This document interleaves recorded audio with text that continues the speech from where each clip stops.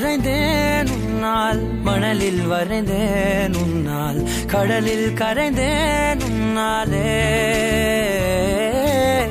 சிறகாய் விரிந்தேன் உன்னால், தரையில் பறந்தேன் உன்னால், நிறங்கள் இறைந்தேன் உன்னாலே, தாத்தா முனியாண்டி, பாட்டி அறிவியலை, சித்தி காவிய பாரதி, சித்தப்பா நாகராஜன், அத்தை பிரியா அவர்கள் நமது தேச இலவச முதியோர் இல்லத்திற்கு மதிய உணவு, தாத்தா பாட்டி அனைவருக்கும் ஆடை மற்றும் ஸ்வீட், வாழைப்பழம் எல்லாம் நமக்கு தேவையான அனைத்து உதவிகளும் நமக்கு வழங்கியுள்ளார்கள்.